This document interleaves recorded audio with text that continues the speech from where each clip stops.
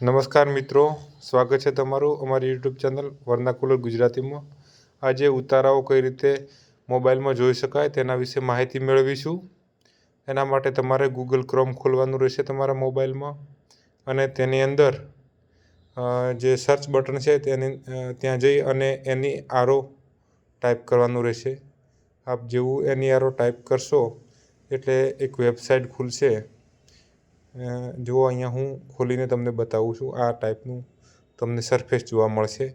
પછી નીચે લખેલું છે એની આરો એનીવેર, ત્યાં આપણે ક્લિક કરવાનું રહેશે।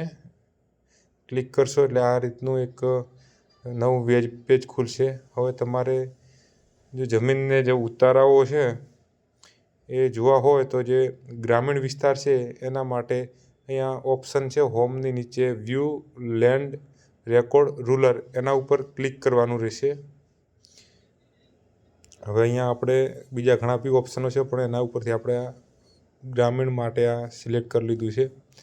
તમે આવું કરશો એટલે આ રીતનું એક નવું વેબ પેજ ખુલશે, જેમાં પસંદ કરો નામનું એક ઓપ્શન છે। એમાં તમારી જરૂરિયાત અનુસાર જે બી તમારે, માનો કે તમારે 7-12ની જરૂર છે તો એને સિલેક્ટ કરશો। 8 ની જરૂર છે તો તમારે 8 વિગતો માટે એને સિલેક્ટ કરશો। જેની પણ જેવી જરૂરિયાત છે એના માટે તમારે સિલેક્ટ કરવાનું રહેશે। અહીં આપણે એક ઉદાહરણ તરીકે 8 સિલેક્ટ કરી દઈશું। અહીંયા 8 સિલેક્ટ કર્યો છે। અહીંયાથી બધા ગુજરાતના જિલ્લાઓ આપેલા છે, તમે જિલ્લો સિલેક્ટ કરી દેશો। એ તમામ જિલ્લાઓ આપેલા, અહીંયા જિલ્લો સિલેક્ટ કરી દીધો છે। ત્યારબાદ અહીંયા તાલુકો સિલેક્ટ કરવો પડશે। અહીંયા તાલુકો પણ આપણે સિલેક્ટ કરી દીધો છે। ત્યારબાદ ગામનું નામ સિલેક્ટ કરવાનું છે, જે તમારું ગામ છે અથવા જે ગામમાં તમારી જમીન આવેલી છે એ ગામ। અહીંયાથી એક ઉદાહરણ તરીકે કોઈ એક ગામ આપણે સિલેક્ટ કરી લઈશું। ત્યારબાદ બાજુમાં ખાતા નંબર આપવામાં આવેલો છે, ત્યાં તમારે ખાતા નંબર ટાઈપ કરવો પડશે। જેવો તમે અહીંયા આપણે ખાતા નંબર કોઈ પણ રેન્ડમલી ટાઈપ કરી દઈએ છીએ, 201। આપણે 201 ટાઈપ કર્યા પછી નીચે કેપ્ચા કોડ આપેલા છે, કેપ્ચા નંબર છે 678613।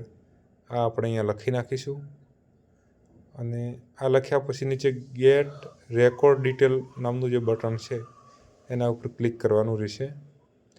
આપણે એના ઉપર ક્લિક કરીએ છીએ। જેવું ક્લિક કરશો એવો ઉતારો ખોલી જશે। 8 ઉતારો ખોલી ગયો છે, આપ જોઈ શકો છો। જો તમારે આમાં ઘણા બધા વિગતો આપેલી છે।